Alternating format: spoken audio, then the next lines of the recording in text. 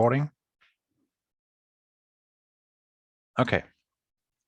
Hello, everyone. My name is Oliver Leis, and I warmly welcome you to today's Esports Research Colloquium.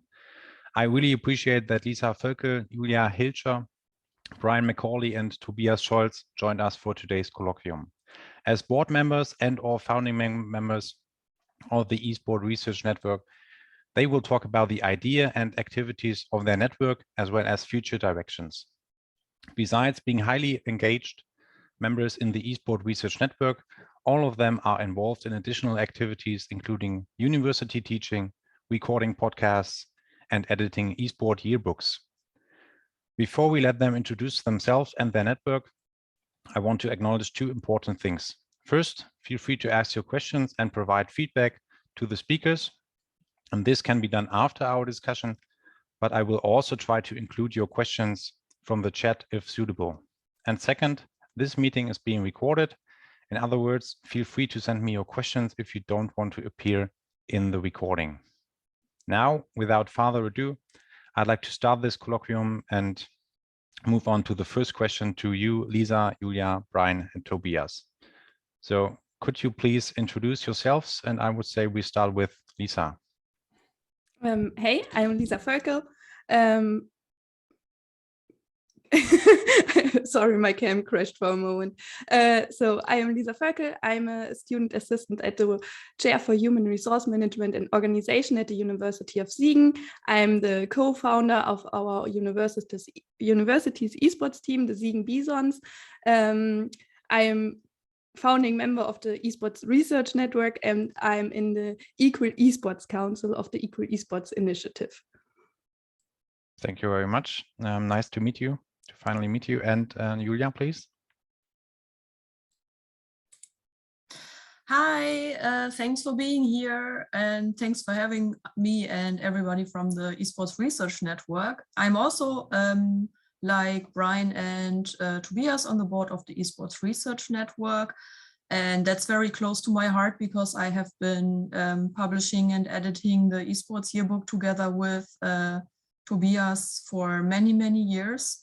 And it started off as a small project, and now we really have an ongoing book series that people are reaching out to us to be part of it and help us with it. It's really, really beautiful. It's an honor for me, therefore, to be on the Esports Research Network, because that's really the next step for me after just being responsible for the esports yearbook globally. I'm now part of this global network, the Esports Research Network, where we are working on different research and different panels. So it's really a lot of fun. But I'm also working full-time at ESL Gaming, where I'm the corporate responsibility director. Great. I really appreciate all the work you put into the esports yearbook, and therefore I would say we move on to Tobias.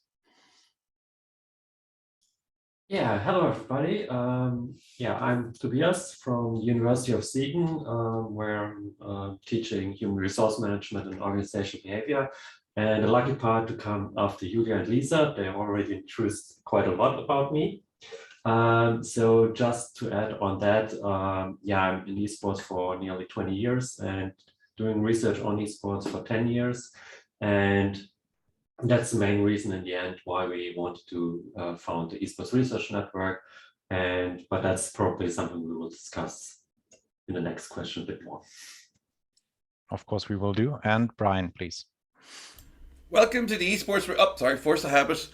I'm Brian. I'm the vice chair of the Esports Research Network. I'm in Jönköping in Sweden, which is of course the city of DreamHack, which is how I moved from a gaming academic to an esports academic.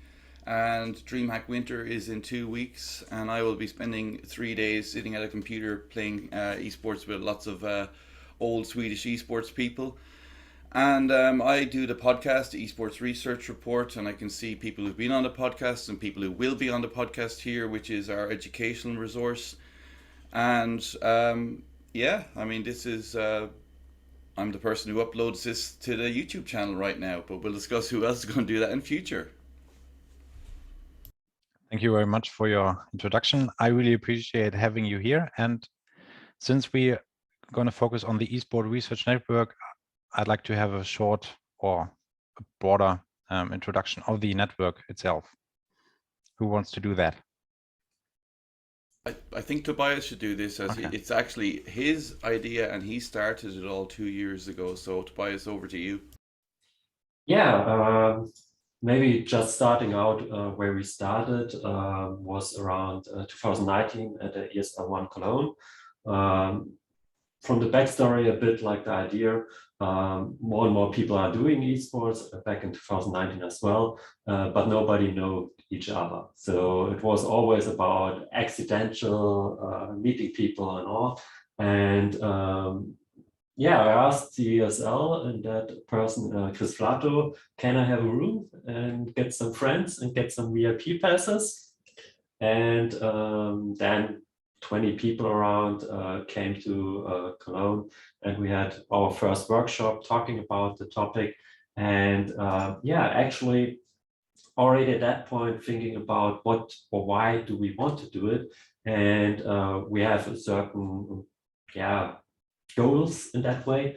Connect researchers, that's probably the most important part. For sure, esports research should be about rigor and relevance. Teaching the next generation is also important. Foster diversity in esports, create a link with practitioners, help other researchers, and solve essential problems. That was the starting point, and around mid-2020, we founded officially as a registered association, and with a non-profit status in Germany. It's still something which is not always the case. So that is the main part. And throughout that time, we started a literature database, which is mainly administered by Lisa, which is the biggest database on that. Brian is doing the research report, and Ollie is doing this wonderful piece.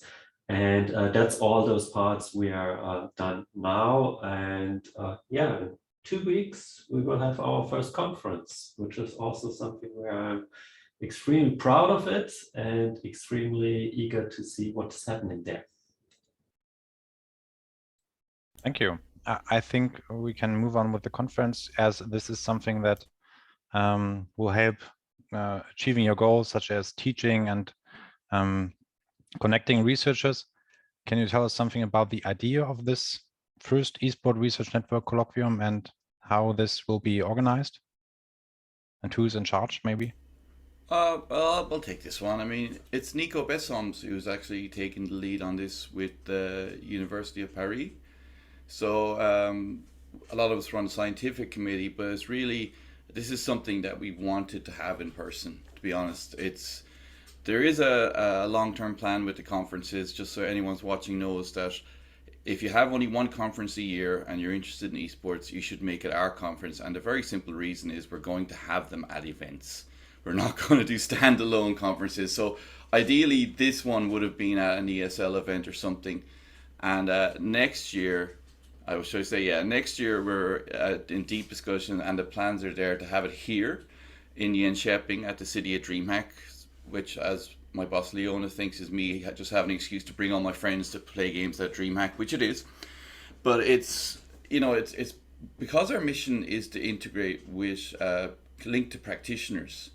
Every panel at the current conference has practitioners like Miss Harvey or Capstad, who is a practitioner in that he's a social media figure who's got many kids in esports, and Cap, of course. And the idea is that what we do differently to most academic networks is we do work very closely with industry, and you can see that. I mean, Julia's been 20 years at ESL, even though she's so young. She started very young. And Nico is the vice president of French esports. Lisa is not on the board yet, but we're grooming her, and she's actually working with the esports equality movement in Berlin. Tobias was a journalist, and I mean, I'm the person who goes around meeting people and hangs out with DreamHack and talks to a lot of people, and we're all very, very connected to industry. So the whole idea of this year's conference was to make sure we had people who had a link to the real world and were not just theoretical. I can see Graham Ashton there is in the waiting room. Graham works for Riot now, but he was the Esports Observer. So the idea of the conference is to actually bring these worlds together because we're in such a dynamic and fresh context, and where it's sort of in a state of, it's new. I mean, since 2014 it took off, but it's still relatively new as a research context, but also as an industry itself. And so we have a unique opportunity in terms of academia and research, in that we have a willing industry that wants to engage with us and loves the fact of what we're doing. And so we can actually provide an exemplar for other disciplines on how to engage with industry. So this year it's on health and wellness and well-being, which is an important, of course, is an increasingly more important as we all are doing more sedimentary lives in front of Zoom and everything. And it's all about actually helping. And it's not just about writing papers, and it's about people doing research that can be used by industry, and that that we can actually have an impact. And I think one of the last goal sort of we have as the ERN is to help solve problems for the digitized society. And we're in a unique position to be able to do that and interact with people that can take our research and use it. And so the whole idea of the conference is, number one, it's not just academics, and number two, we actually get to go experience esports in the way it should be. Because I was at the PGL Major a couple of weeks ago in Sweden, which is the first one that we were allowed to be at, and it was amazing to be in a stadium of 20,000 people going absolutely bananas for Simple winning his first major. And that's the whole idea. So this year's conference is unfortunately online, but the best thing is that we will be on Twitch, we'll be streaming, so we'll make it more accessible. And next year it'll be in person, and I'm telling everyone, save your conference funding to come see us in Jönköping, hopefully, because then you get a few days of DreamHack too, so you get a bit of a fun time as well. I also really like the idea that the conference is free. You don't have to pay anything to join it. I was surprised by that when I tried to register for the conference. And you also have some great speakers invited, such as Joanne Donahoe and Isma Pedreza. And given the current times we experience, it's really important to have a network that takes place also online. And in addition to the conference, what are the things you provide for researchers to help connecting them? I know about some stuff, but could you please summarize this, such as the Discord channel?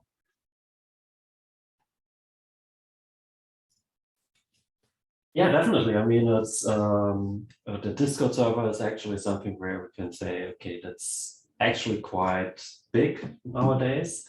More and more people are coming onto it. We also have a Discord server for the conference. That's something which we provided. That's also something we want to improve more, but also the idea of the literature database. It's even though it's not that interactive as it would be, but it is a good start, because it's something which we always normally hear. There is no literature on esports. There is nothing. Nobody has ever done any research on esports. That's something I hear quite a lot of my students when I'm proposing them esports research, where we see there is a lot of research, and just finding that, just the visibility is something where we want to improve it even further with lists and all that. And those are those aspects. The colloquium, the podcast are all aspects to broaden it, to get some visibility. For sure, our website is something we need to improve, definitely, even though that can also be a great outlet for having small snippets of students, of papers and all. I mean, Ollie, you posted something when you published, at least one paper you published, you posted something, I think a year ago, but it's also something where we see there's quite a lot of to do. And we also have a lot of in the pipeline, but those are currently the status we are at the moment. Yeah. Okay, I'm really interested in the improvements that you're aiming for in the future, but We will move to that in some minutes. And I would like to ask you to summarize the benefits. We have heard of some benefits and you acknowledge some, but could you summarize the benefits for researchers that might want to join the Esports Research Network, and what are the requirements to join the network? So it's also one thing what you highlighted with the conference, it's free. That is something we want to keep as long as possible, because that's something we also think it needs to be inclusive for any researcher. I mean, even it would be a low euro amount, this can be expensive for others in the global south or anywhere else. So that's quite important. Yeah, overall, it's relatively simple. Just go on our webpage, fill out the form, and be happy. We have 3 categories in that way. We have PhD students, we have normal researcher with PhD, professor, and that title, and non-academics. For sure, the non-academics will have no voting rights at all. It's only for the researcher. But over that, that's actually all. And it's something where you're part of the community. We are now around 300 people, 300 researchers in over 30 countries. So that's something where we see the broadness. I mean, one of the main benefits is with the Discord channel, we've put a lot of sub-channels, and it takes time to get people engaged. And it's like, for example, getting academics to write a short summary of research and I'll post on the website for them is really difficult, and that's why we're going to do some changes. But it's a lot of academics don't realize the value of being on a podcast or being visible. And or have the short article that you can even show to as your PhD student. Show to, look, I'm on the Esports Research Network. My thing is shared. You put your contact details on. You come on the podcast. It's a small audience, but it's a niche audience. But it's an important audience that it connects you to the people you want to see. It's very hard to get tens of thousands of views on YouTube with something called the Esports Research Report. It's not aiming to be a sexy podcast, although I have a lot of fun doing it. It's more about this micro targeting, that you hit the right people, you connect to the right people, and the people who kind of have influence in esports would be connected to us, would be interested in it. The researchers in your area are more likely to read your article on the website, or look at your Esports Research Colloquium video. And it's the benefits are going to continue to increase. It's very hard to do this in our spare time without funding. I mean, I'm at the Media Management Transformation Center, and I've got to report to finances as the vice chair, and luckily I have to say nothing to report at the board meeting. But at the same time, I do pull a lot of sponsorship from MMTC here, so I stick that underneath the podcast sponsored by, and that's on the Twitch channel right now, because that's the way we're doing it for now. But we're kind of hoping that we want to become a community like Digra or Kai, and that can actually sort of have more in-person meetings that connect people, to have workshops at different events. So it's not just a conference we're planning, we're also looking to have workshops in different countries at smaller events and stuff like that. And a big thing is that it's to actually, we're looking like you start a committee now to look for grant application opportunities. I mean, if someone wants to apply for a grant, and I've said this so many times, but no one ever asks me, is that we're happy to write a letter of support and to add value to your grant application by saying, look, we'll connect you. And that's the thing, that when I was at the major, I was in the media area a lot of the time, because I preferred it to the VIP bar, to be honest. They were cooler. And I would bring people to the Discord, and I would say, look, it's not me. I'm not looking necessarily to be the person you work with, but come to the Discord, and you can introduce yourself there, and you can connect with different professors, and if you're really worried, you can ask me what they're like, if if you need to know. And I kind of always push people to use it to connect. And if you look at the Discord now, we've Lithuanian streamers, one guy, the guys from Hungary, who I was sitting at the front of the stage at the major, we're having a conversation, and they were explaining what they were doing to me, and I was I was like, yeah, and they were saying that the issues they have with the Hungarian regulations around esports, which of course is a huge conversation in hosting events and managing events. And I literally said, look, come onto the Discord, and I'm sure we'll find a Hungarian researcher. I know there's people on there from Hungary or in the area, or people who are legal or whatever, and you can work with them.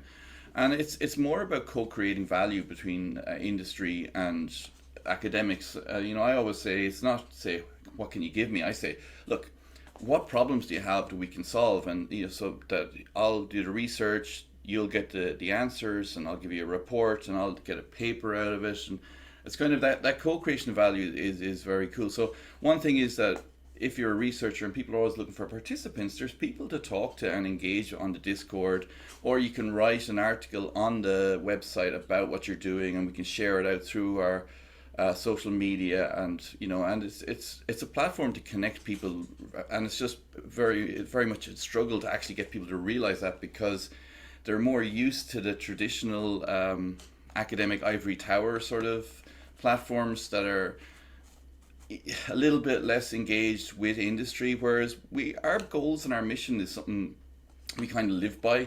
I teach marketing. I can't research marketing. I can't research why advertising happens. Google has 17 trillibytes of data and a team of PhDs researching how advertising works. There's no need for me to contribute to the world by explaining what people know, or something that is maybe not good in a non-sustainable world. I try to create value from a marketing perspective, from an entrepreneur perspective, by looking at grassroots, for example, because that gives me a position to speak on their behalf. It gives research they can use, and you know, and always try to do stuff. So anyone who joins can connect with other researchers to apply for grants, to do research projects, but also connect with industry, to showcase their work. And really what we're trying to do now is to get this message out that we're always willing to help, and we're always willing to write a letter of support for your grant application. And a big thing is, of course, PhD students. They need a little bit more help than the top professors. So I try to seek out PhD students to write articles for the website, to do the podcast, because they're the people more in need of promotion for their future career prospects and stuff. But also it's everyone. And you know, we work with the Lero Lab in Ireland, Mark Campbell and all those guys. We had Tim Smithies on the podcast. We've got the guys in New York, Andrew Strachan and Florian. And you know, we've got all these different research hubs. We work with ESIC as well, and we work with Julia is ESL. I mean, Julia, can you tell a little bit more about ESL there for the audience, because you are, what's your new job title? It's not that new anymore. I'm corporate responsibility manager at ESL Gaming, and that means that we are looking at corporate responsibility from this holistic lens, like you should do it. You're looking at your environmental impact, you're looking at your social impact, and you're looking at your governance. And then in these areas, you kind of determine what kind of company are we. Are we an oil company? Are we a clothes manufacturer? Or what kind of a business is this?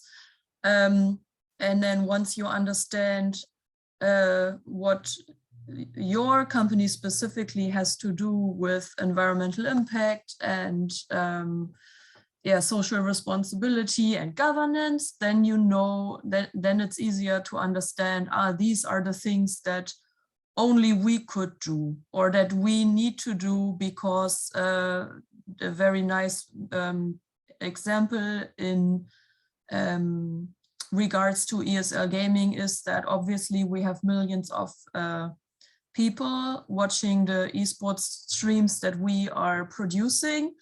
So when you look at all the young people following our content, it's the same as when any other TV channel is producing a show, and they know if we send this, at noon, then lots of people are going to watch this when they are having lunch, and lots of people are going to watch ESL Gaming shows.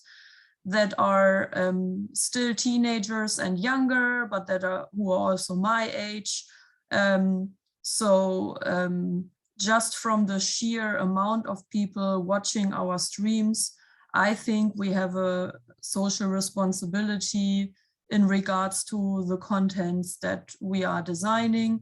And if you want to be a media business in the 21st century, specifically right now, I think that you have a responsibility to not only show the white male Eurocentric broadcaster, you should also have the voice overlays maybe spoken by somebody who's maybe a woman, maybe somebody who's a BPOC, and you have a responsibility to drive diversity, and that's just one of the aspects where I think there's a strong responsibility that we have, and we are really creating workflows, work streams where we say what belongs to this overall topic diversity. Diverse hiring, then diversity training for your employees, like living the change, doing it inside out and outside in. And then you sit down with a creative team, with a diverse team from different people within the company, and you find out what is it that we should do as ESL Gaming, and then you bring the individual steps to the different departments so that they can execute what you have decided to do. And we have a software where we type in our CO2 emissions, that's the things that you should be doing when you're doing corporate responsibility. And now but that was not really the question. The question was, what has ESL's corporate responsibility now to do with the next conference, or? No, don't worry about that, Julie. We'll come to that later. That's some of that secret there. But Aliza was recently on the podcast with Jan, and adding to exactly what Julia said, I think Lisa can show the other side. So Julia's talking about diversity in terms of corporate responsibility, which is great that we can engage with as practitioners. But Lisa's just been on the podcast talking about extending what Julia did, but on a non-corporate level. So she'll tell you about the project she just did. I'm part of the Equal Esports initiative, like in the council for it. And it's an initiative in Germany to foster more equality in esports. And I think it's really, really important. We have so many women in the industry, not only as players, as female players, but also in all different jobs. And we kind of really need to diversify on it, because there are so many women, but it's still so difficult for them to join and take really part. So I love the initiative, and I love to be part of it because it is really important to me. And it is really fun to work on it. It's a long way to go, and I think we can really, the network can really help with it, because we have the science behind it, and we can use the science to make our standpoint clear and to help with the arguments. And I think that's really beautiful, because you can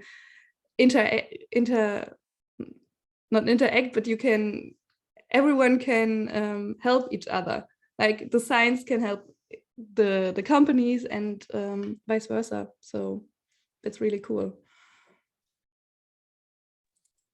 And sorry when I just steal the show here. I'm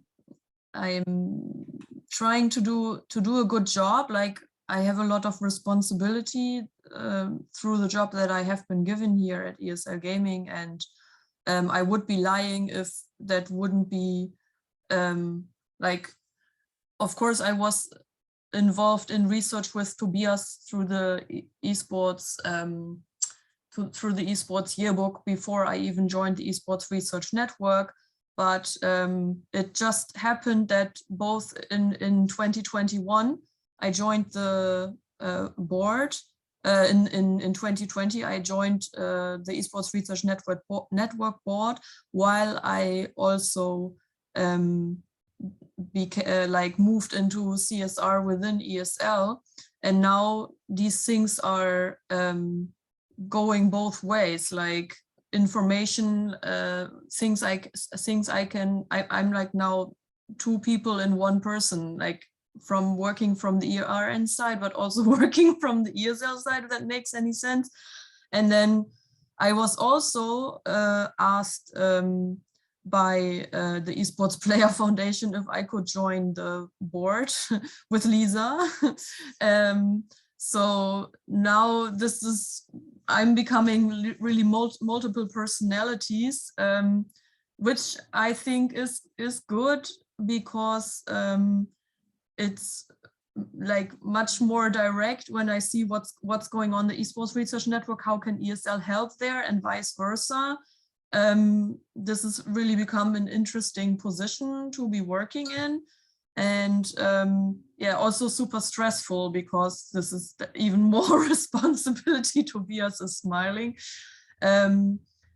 Because I have these moments when Brian and Tobias and other people on the board are writing so much in our board Discord, and I really want to help you concretely, and then it's just it's exploding. There's so many things you can do, so much good stuff that you can do in the esports community, and there's so little time.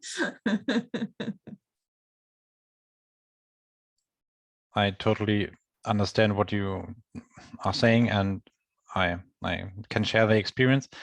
But thank you for all the effort all of you put into the Esports Research Network and additional tasks fostering esport research. And I'm interested in how your current work, Julia and Lisa, has influenced your engagement in the Esports Research Network. Do you know what I mean, or should I frame the question differently?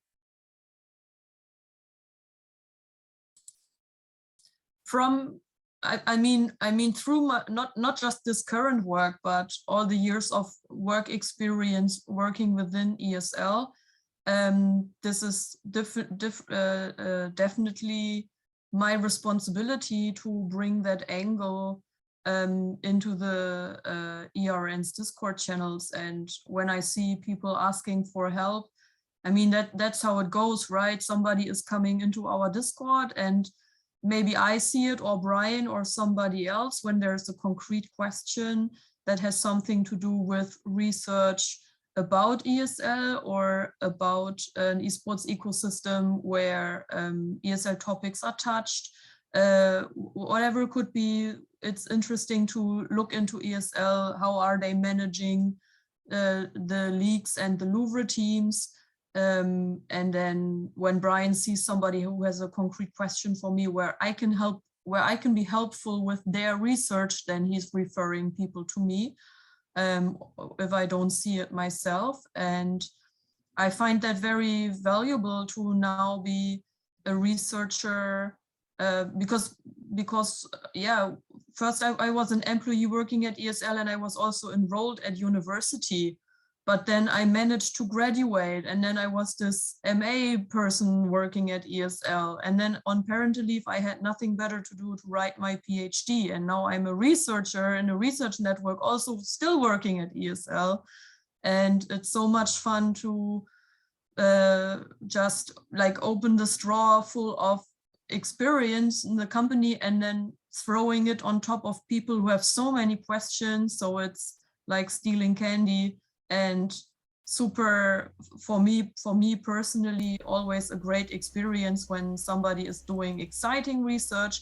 And I would, of course, nobody here, if there's like so an expert is coming to you, and every researcher has, first of all, the obligation to nail down what should I be looking into that nobody else has looked into before, so that it's bringing something additionally to the table for everyone.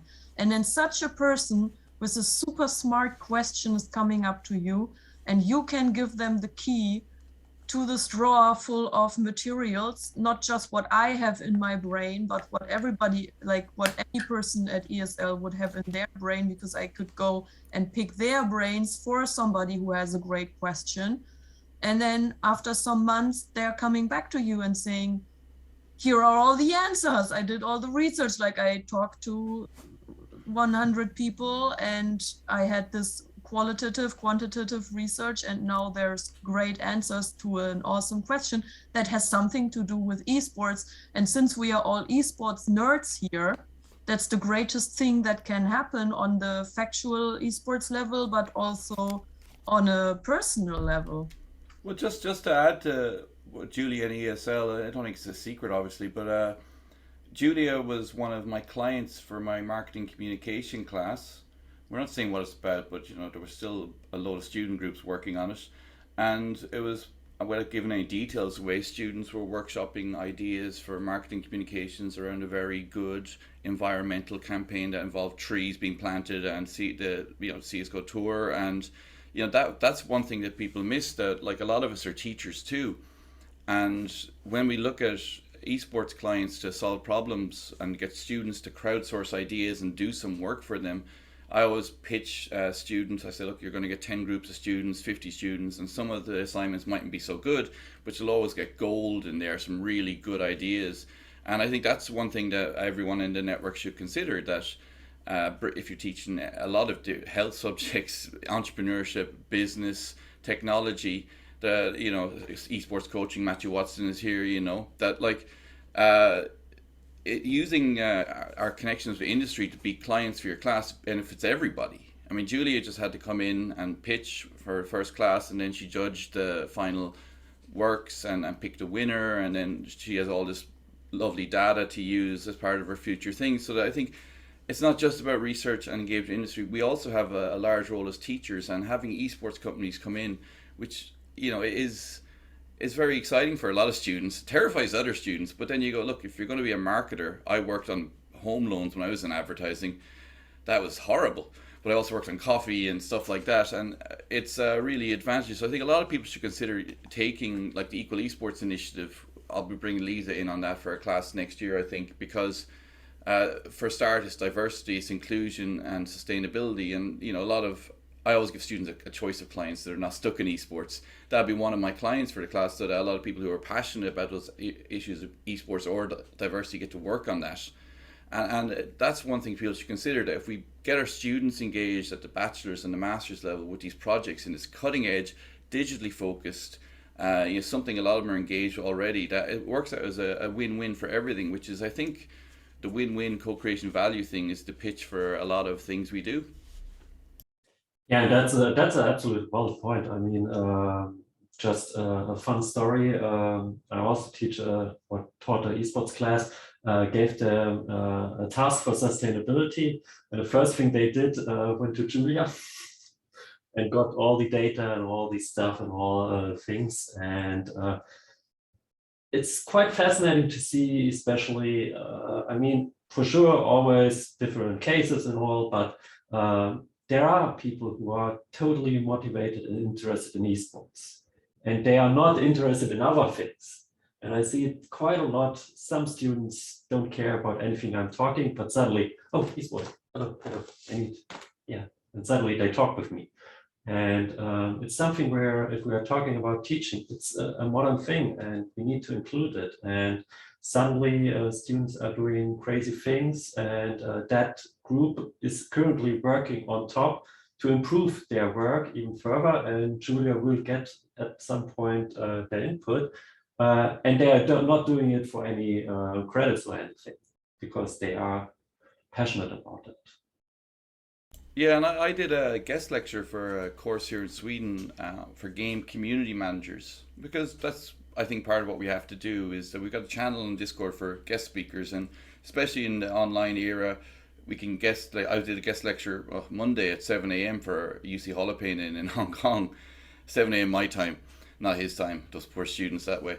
But I did this guest lecture for the games community, and I have a meeting tomorrow to discuss a project with a group of these people learn to be game community managers. And what I'm going to get them to do is plan out next year's conference, or propose next year's conference, which they get something that can go on their CV, because probably a lot of the ideas will be there. It saves me having to start from scratch planning it out. It'll give me lots of gold.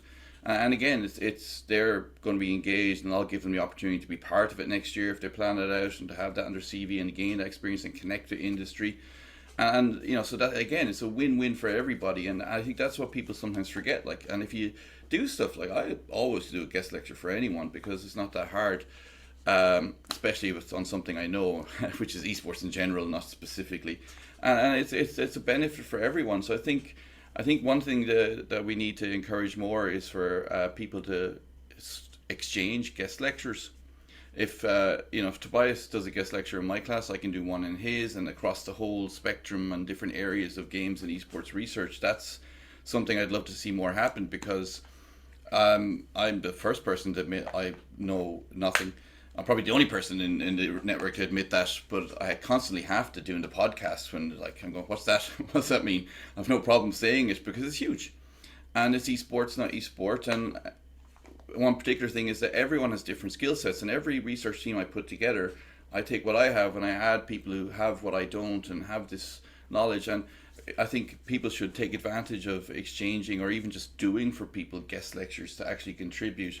And that's a thing that can only benefit you, even if it's not a direct benefit. It's always good to connect with people, always good to help people, because karma, it does come back, and you will see advantages and unique opportunities. So the more people engage with the network, the more people engage with industry, the more opportunities will come their way. So it's like, is there ever a truly altruistic act, which I think was in Friends years ago?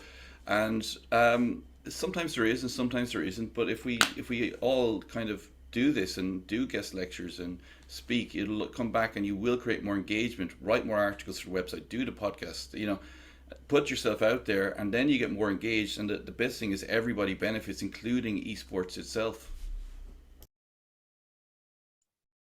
I totally agree. And I was a member of the Esports Research Network when it was founded, and I experienced a real development.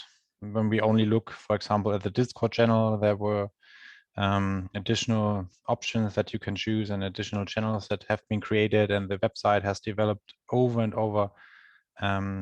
It's great perceiving that, and the network also moved me into building a network with colleagues such as Matthew, who's present today, and we discuss our research and ideas, and maybe also issues and problems that we are facing when we lecture doing university tasks.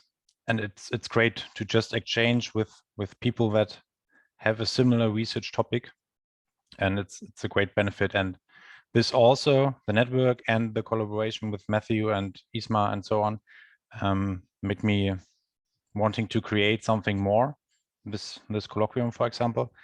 And now I'm also thinking about applying for a research grant to visit them. And I think this is great, and the network does not only influence me, but I surely think that it also influences other people. So it's a great work, and I'm really grateful for all the effort you put into this. And now that I know that I can ask you, Brian, for a letter of support, I will do so in the future. I can ask Tobias too. Like, it's the board will give you. It's actually, we will, as a board, we will give support. It's look, I'm an assistant professor. You get all signatures. Yeah, great. And yeah. I also Julia's signature with ESL on is probably the most valuable. So, but and this is why we're doing this Esports Research Colloquium, which is a great thing you did. And when you started doing, I said, okay, we've got a playlist on our YouTube channel for this.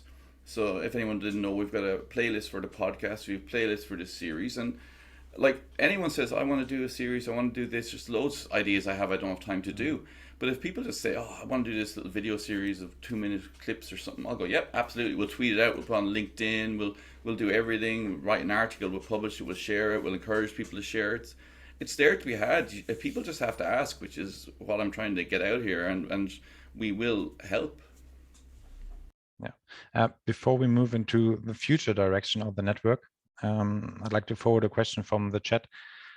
Which is that the Esports Research Network is not only for academics, which is a great thing, and I would agree to that. but for example, how can the network help to ensure rigor and quality in research and information exchange? Yeah, that's definitely a good question. I mean, that's something where we have to look multi-perspective on it. On one hand, many of the research network people are at some board in some review or are involved in special issues and all that. So we see that by bringing the network people into those platforms, and I mean, probably most of you are getting constant mails from some journal reviewing some esports paper. It's something where we see some observability that people are looking out for us. And we are often approached by the idea that, hey, I have a paper, what would be a good person for that? So we can get link them to the experts and all. On the other hand, the literature database, that's something that we also try to focus.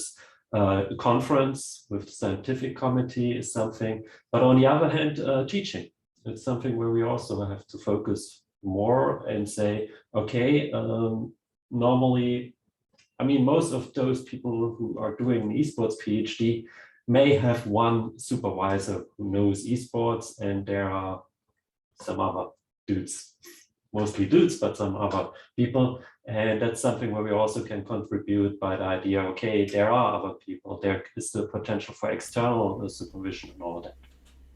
Well, just to give an example, myself and Tobias with Maria Tornanen have a special issue coming out in the Journal of Media Business Studies, which of course I put the deadline as the 14th of February because I like making the joke, academics always have a free evening to submit. There, I did it again. But we talked about it last night, myself and Tobias, and what we're doing in terms of reviewers, and it's awkward, you know, we're the editorial board, and there's people here who are probably going to submit. Hi, Alex.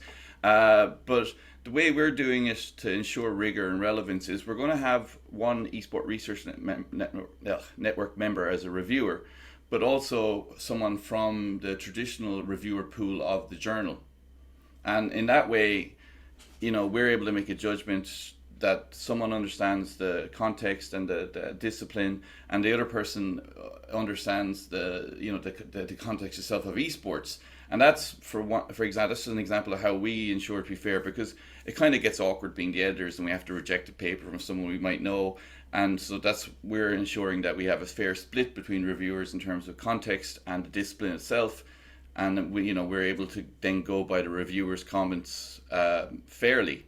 And then, of course, as Tobias said, I'm on a couple of editorial boards for new journals. The International Journal of Esports is one example. And if you look at that, you've got the chief editors are Aaron Koshy and Andy Mia, and they're members of the network. And then we've got Tom Brock and Seth Jenny, who are also members of the network as the deputy editors. And, you know, they're good people who know their stuff, and that's part of it. And we're going to be on a new journal. And, you know, it's difficult. I mean, it's research. I mean, it's a throw of the dice in any journal. I know you can stack the dice in your favor, but you're going to get one reviewer saying, brilliant paper, and the other reviewer going, this is a piece of crap. So there's not much, you know, that's the nature of the academic beast.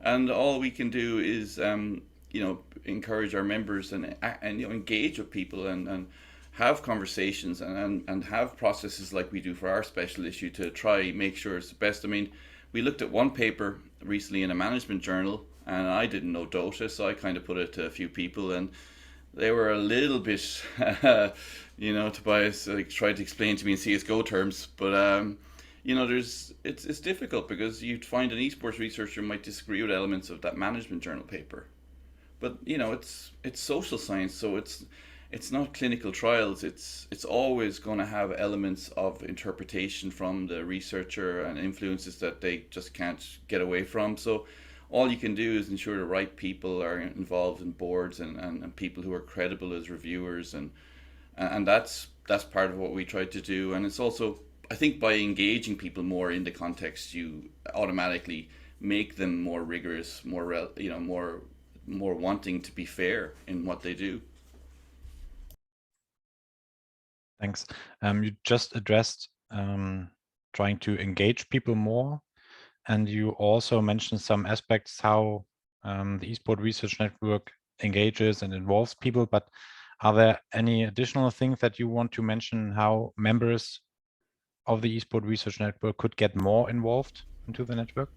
Okay, so here's one of the key reasons we're doing this is that we're currently developing new roles. So Oliver, you are our official Esports Research Colloquium supervisor. We're going to make that an official title and put it on the website. Yes, he's happy. But we're also, and I think we're also creating new committees. So for example, we're trying to see this to spread the load a bit and get people more engaged, because we don't want to be on the board forever. We're going to stay on the board for the next couple of years, but then we want to pass it on and be able to do research, because my research is all on a board there when I'm doing this stuff.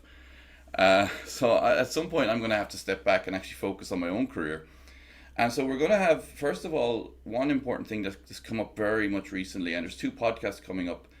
And one is Mitch McBride. He's a shoutcaster for Valorant, and we asked, what future research would you like? And it was diversity, and Tobias was my guest co-host because Steph was unavailable, and it was 3 guys with beards, 3 white guys with beards, and I said, that's cringe, I'm not doing that again. And then of course I did TLO by myself, and then everyone said, look, it's the same guy interviewing himself. But you know, Mitch said diversity, and then myself and Steph did one, Miss Harvey, who's going to speak at the conference, and like we barely talked about CSGO. It was all diversity and inclusion, and you know, it's problematic. You know, you go to the major and it's all guys and girlfriends. You know, and the VIP bars. You know, it's in the media space. It's too masculine. It's so many white people. It's just it's annoying, to be honest. In a world where color or gender shouldn't matter. So we're going to create a diversity committee, and I've got a couple of people who've agreed to be on it already. And it's a very loose thing so far. Nearly the first year will be about finding out how they can engage more. But we're going to offer this role to people because so that they can have their own private, secure Discord channel, and they can work and engage with diversity initiatives. So Lisa's agreed to be on it, or she just accepted what I told her. She's going to be on it because she's doing important work, and she's someone who can represent. And we're going to look. There's gay people as well. Don't forget LGBTQ people. I mean, that's, if you're playing games, you hear the homophobia sometimes, and it's annoying. And you know, I love what Riot did, pulling out Saudi Arabia, and so there's all these things that people can tap into and engage with. And we don't have the time to do everything. I do the podcast, to do this, and it's overwhelming. But we also need people to give them a role, to engage them more. So that's the first one, is a diversity and equality committee. And that'll people on the website. That's a CV building role as well. You know, it's something that we want to give particularly younger researchers an opportunity to build their CV and develop themselves in these roles to eventually take over from us. The second committee, and Alex is here, but Alex I already hit up at the EMA conference and he agreed, is going to be a graduate student committee, because been doing a PhD, and a lot of people here have done one or are doing one, is tough. And I think sometimes it's hard to talk to professors or senior academics. I mean, not me or Tobias anyway, but you know, for a lot of people it's difficult. There's a power imbalance. So we want to give a platform for graduate students to come together and have a committee that can lead them. And one part of that role will be to encourage people to write little articles for the website, to get them on the podcast, or to develop a PhD 10-minute video series of interviews or something like that. And so that's the second committee. And the third one we're looking at, there's actually third and fourth. The third one we're looking at is we really need help with the website and the social media and the platforms. And you know, Jonathan, who is he's a bachelor student studying journalism. He's done a great job helping me with the WordPress site. But we really need to revamp the website. We need someone else, apart from a few of us, to manage the social medias, engage in social media. Maybe somebody could do a Facebook page, but I'm not sure about that because Facebook is so evil. And so that's the third committee, that people have those infrastructure skills. And these are all, you know, we'll put pictures up on the website. We want to expand it, you know. And the fourth one is maybe a grants committee. You know, it's just a few people who can look for grant opportunities, pitch them, talk to them, put them out on the website as articles, and support people and get engaged so that we actually work together. Because it's you know, I have a full-time job and this as well, and it's getting a bit overwhelming. And if people can have these roles beyond the website, have these CV things, actually get to do something and to engage, then it's better, because, as I said, people don't kind of believe that, we're saying, yeah, we'll help you. But yeah, so to have more contacts and more people involved officially, it advantages everyone. It advantages esports and it advantages the network. And, eventually, Alex and Lisa there will finish their PhDs and take over from us on the board. And someone's asking, is there a mentorship program? Again, that's perfect. Absolutely. We want more people to actually engage like this. Simone asked there. And I think that could be, the graduate committee could be one of their ideas, to look at a mentorship program to have these people kind of work on these things we just literally don't have the time to do everything, and we need people to actually step up, and we need people to actually give us more content to showcase their research for themselves. We don't even measure how many hits we get on the website. That's how bad we are. We don't care. I've looked at the podcast stats once, and I said to Tobias, it's not about being famous, it's not about making money, it's about hitting the correct people and micro targeting, micro influencing, and having more people actively engaged in that process, we can actually start to have more impact as a network for esports, for researchers, for younger researchers, and hit the actual goals harder, which is the ultimate aim, is to actually, the goals we have are the ones we try to do, and now we need more people to actually help us with that along their interests and passions. And it's not a paid position, but it's also not going to be as much work as we've done over the last 2 years. So we're going to put a call out through social media and on the website for people for applications of interest. And so that's definitely something that we would like more of, to have more people involved in doing stuff and take the pressure off us a little bit. Yeah, that's the important part. We don't want to say what the goal is and what we want to achieve and how it is done. So in general, we are open for any ideas. In the end, someone needs to organize it, but that's the part where even the craziest idea, we are open to that. And that's also something which is important to highlight. Also, we want to expand more to other social organizations. Matt is here from the International Federation of Coaches. Informally, we are already talking, but we want to improve it even further, and putting out white papers and stuff like that, where we are also sharing our knowledge in that way. But you are an expert in coaching. We have people like cope with parents and all. And if there is something where all of them are saying, okay, that is important, this is something where we also can broaden it. The other part is also regionality. Some say it is Europe-centric. That was never our intention, but it evolved that way. Maybe something where we also we are trying to go more into South Korea, but also try to do regional workshops. We are in discussions for something in the USA. I think Australia is relatively fixed, that we will do some regional workshop in Brisbane. And probably something also in Germany, but that is something the case. But we are trying to get the people together, and don't want to have it like the board is deciding something. That's a role I cannot do. It's something I actually hate. I don't want to be the person looking down in a certain way. Never comfortable with that. We want to have it that way, that people are saying, okay, we want to do stuff, and we are always happy for anything. And if we can support it, we will support it. To summarize in my own words, you want, as a future direction, to achieve more members joining or building a diversity and equality committee, a grant committee, and a graduate student committee. And in addition to that, you would like communications and platform help as well. So people who have those skills would be great. some social media and website support. And you're also willing to support members that want to build, for example, additional activities such as a mentorship program. Is there something missing? Yeah, no, but we'll Okay. take more suggestions. Yeah. This is the last couple of weeks, like, because after that podcast, I started thinking, and then I met Alex, and the day after we talked about that, and it was, we're more than happy to give people opportunities to engage and run stuff. There's a question from Phil. What's the future involvement of ERN for the International Journal of Esports and New Journal of Electronic Gaming? I'm an associate editor, so is Tobias, and I think several other members are as well. So that's David Headland is the chief editor, and he's obviously a member. He's done a podcast on his book, which is actually still behind me, which is like 46 contributors.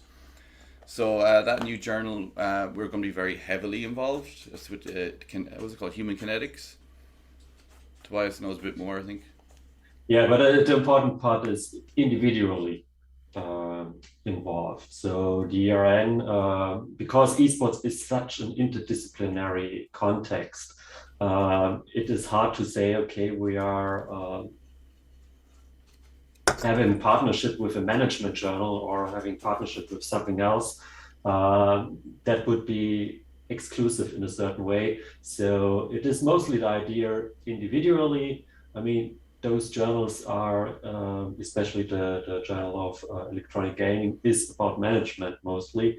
So it's a bit in my field. But therefore, in that way, we are supporting those things individually as an ERN. We are helping them. Yeah, we're helping everybody.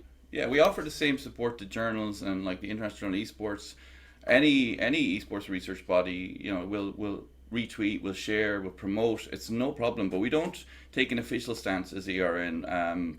And while we're looking to build relationships and official partnerships, we have to be very selective because we want to stay neutral and connect everybody. And we don't want to lock ourselves in to officially be on things. I mean, we endorse that book, but that's fine. There's like loads of members in there. It's just our logo on the front because it's a good book. But it's not, we had an opportunity to, an online course in Finland, but we don't make things totally official because we have to remain neutral and for everybody. And I think Tobias has a good point. Like, so at my position, I'm on the editorial board of International Journal of Esports. I'm associated for the International Journal of Esports and Electronic Gaming, but that's not me as ERN, that's just me. And while, that gives me a position where I try to actually connect all those different bodies, that's where I come in, is to get people talking to the right people and get them to liaise with each other.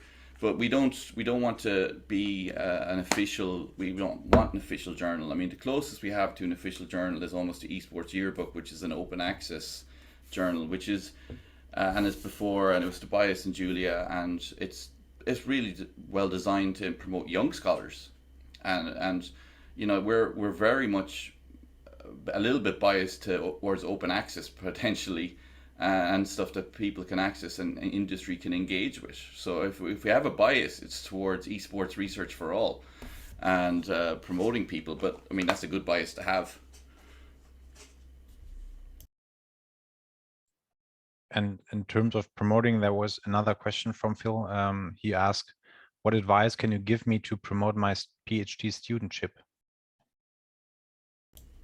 Come to me, give me web articles, come on the podcast, get on the board, the new committee, and get a PhD student in that, or and that's where you can have influence and create a web series. I have no problem if people want to do a new series so we can tweet it and promote. It takes pressure off me having to keep setting up podcasts with people and recording them and editing and publishing them and putting everything up. So I'd love to see, like, we have a lot of different playlists, like we have a 3-minute thesis competition in Australia, and why not have a 5-minute PhD thesis video or 10-minute PhD video? I'm happy to bounce ideas around. I just don't have the time to launch these things. Or 1-minute videos with pictures and texts that showcase research. I did one. I'll post an example of that I did with Research Outreach before, because I wanted to do that, but I don't have time. So anyone who wants to get engaged can get onto committees and we support everyone in any idea they have, as long as it's not streaming in a hot tub, you know. But in that terms, we also have a Twitch channel, which if you're not hot tubbing, we are really happy to stream stuff through that. And it's also something what students could like to produce content, to produce something live streaming. I mean, we did something in Germany where students did the show of a panel and all of the stuff around it, and they streamed it through the university, but something like that is possible. Yeah, and just on the Twitch channel, we have to get verified that we're going to start using it. So after this meeting, I'm going up to bug my boss for a GoPro Hero 8 package I put together, and I'm going to be going to DreamHack and taking part in DreamHack. At 40, I'll be doing my first LAN, and I'm going to do some live streaming from DreamHack because, you know, I'm in Sweden where restrictions are gone, and it's going to be old school LAN. There's no expo, there's no day pass visitors. It's just a retro giant throwback to the old days of LAN gaming. So I'll be live streaming to the Twitch channel from there at certain points, and also like that Twitch channel, we'll let people use that. Anyone wants to do anything on our Twitch channel or YouTube channels, tweet. All they have to do is ask or tag us, and that's what we really struggle with. We want people to realize that we are there to promote you, to showcase you, and let others know about what you're doing as researchers, PhD or even master's students. We don't mind. Or as industry as well. Initiatives like the Equal Esports and London United or Female Legends here. There's so many good, wonderful grassroots initiatives that you know, as esport researchers you can engage with. I mean, somebody messaged me on LinkedIn, so look, how do I get access to the professional teams for my research and the big influencers? And I said, don't. Go for the semi-competitive amateur teams. Go for the micro influencers. You don't have to talk to the top people. 99% of esports is what we do with our friends and what you do at a local LAN. You know, people focus too much on the professional level, in my humble opinion, whereas for me, I always say the definition of esports is people. And that's what I love about it. And I think that people should say, look, research in a professional team would be awesome, but that's something you can build connections with and engage with industry and earn by doing things for people, by helping. And I was in the VIP part at PGL, but I prefer being in the media section. I didn't really want to talk to the famous people because half the time I don't recognize them. And then I tell a former CSGO world champion that I reached Gold Nova 4, which is funny.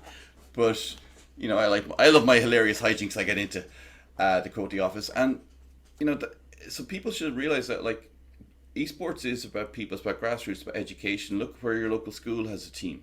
How can you help them?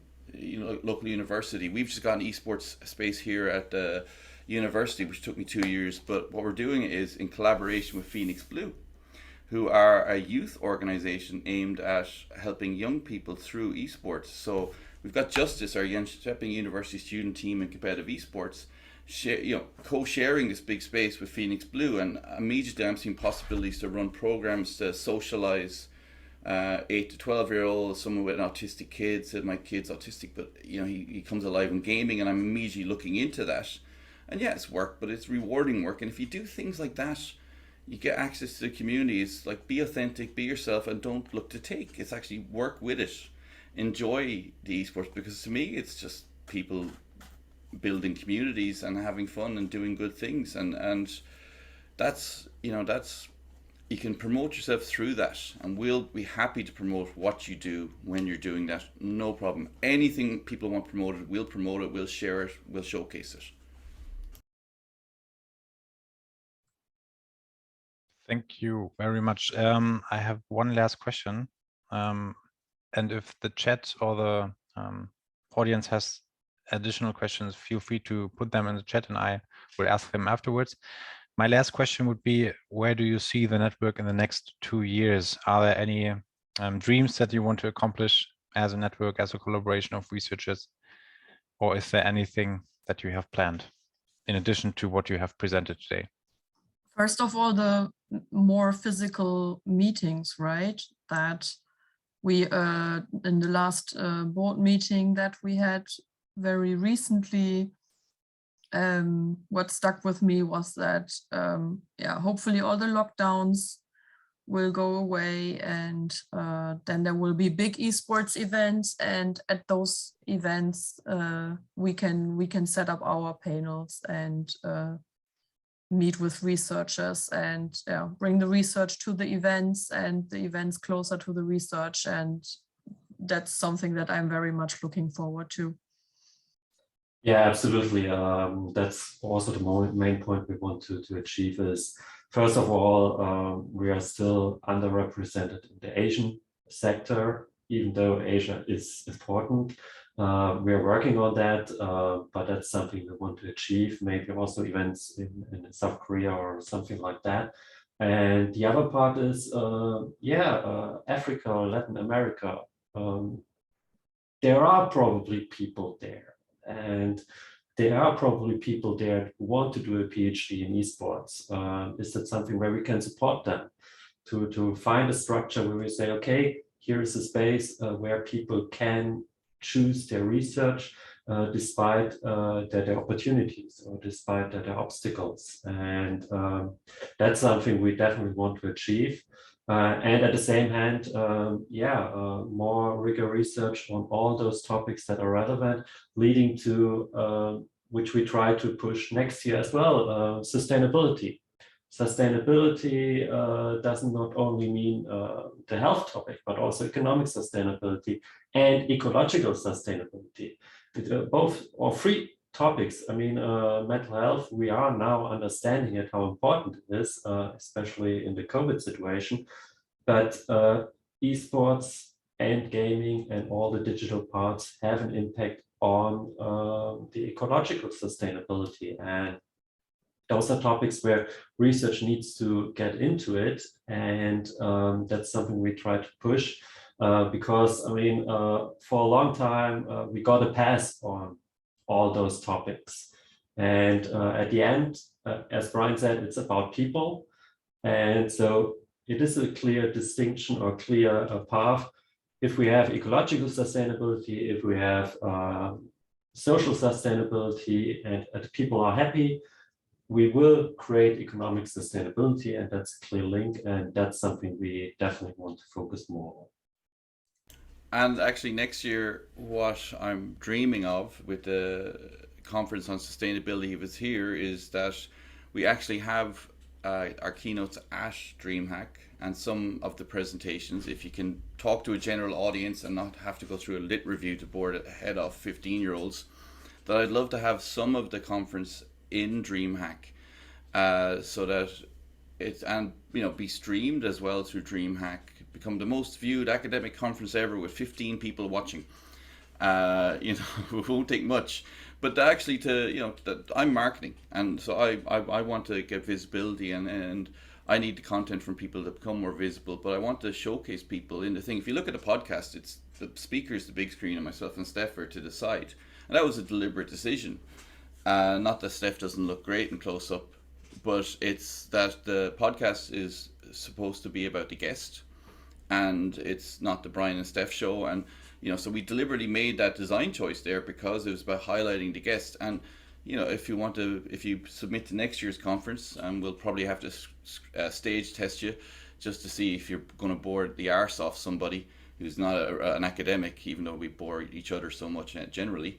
But it's about, but it's true. I mean, we'd like people to be able to present to a general audience their research without, kind of making them switch off. Short presentations and the keynotes, and I mean that's the dream, that we're able to bring people's PhD work and have them at events speaking as speakers, that they can talk about their topic, and that people can get benefits and connect, and that esports researchers become the most integrated into industry and practice and of value in the world. And I mean in social sciences, of course, we have the health sciences, which are, and sort of hard sciences, which are generally got more impact. But in terms of social science, I think sometimes, one marketing journal said, don't forget practitioners read our work too, and I was like, no, they don't.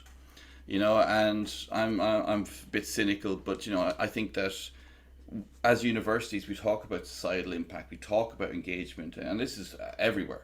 and social scientists. And the thing is that you actually need to step up and do it. We need to create an impact, and we need to actually engage and not just say, hey, look, I was in the newspaper. That's social impact.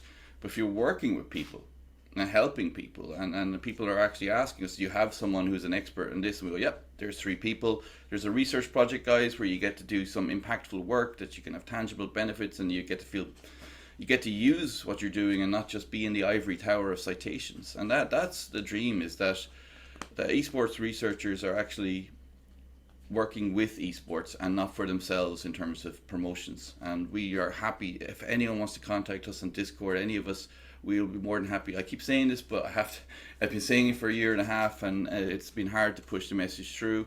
And in person, of course, it's much easier. And that's a big difference. So when we have more in-person stuff, we'll be able to make more things happen because everyone's a Zoom bee at this stage. I would add another point. My goal would be to extend the literature database furthermore, because I know that there's literature still missing because it's extremely difficult to find everything, especially when there's literature in the Asian countries. It's not that accessible for us. So I would say it would be a goal to dive deeper into it and to find the missing literature so that we stay the most extensive esports literature database. That would be good. Okay, new call. We want some more volunteers to help with the database. So if you're a kind of librarian type inclined and you love searching literature, we have a role for you.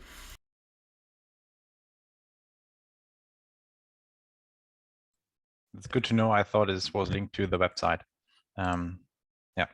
Okay, then I would like to conclude that the Esports Research Network, and this is what we have learned or already knew for today's meeting, is that this is a network to achieve goals such as connecting researchers, promoting research, and also trying to create relationships between practitioners and researchers.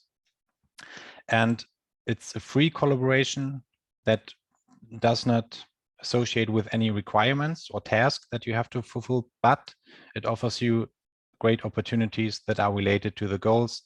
And if you want to take part, you can aim at engaging in grants such as graduate, student grant or committee, and not grant committee, sorry, and diversity and equality committees. And sorry, Brian, but I would also like to say that we'll take input on the names of the committees as well. Don't worry, like it's fluid, so we'll send a call out for any suggestions. There was a great one with the mentorship program. So anyone wants to create a committee and thinks there's something there that needs to happen, please tell us. We're happy to support everything. Maybe we could ask ourselves what we can do to promote the good idea of the Esports Research Network and how we can add value to research and also practice in esports, and by that get visible and then benefit from our gained visibility. Yeah, that's all for today's meeting. If you want to say something, feel free to do so. Otherwise, I will close this meeting in about a minute. Thank you everyone for joining, and thanks to the speakers, Tobias, Brian, Julia, and Lisa. I really enjoyed it. Have a nice day and goodbye.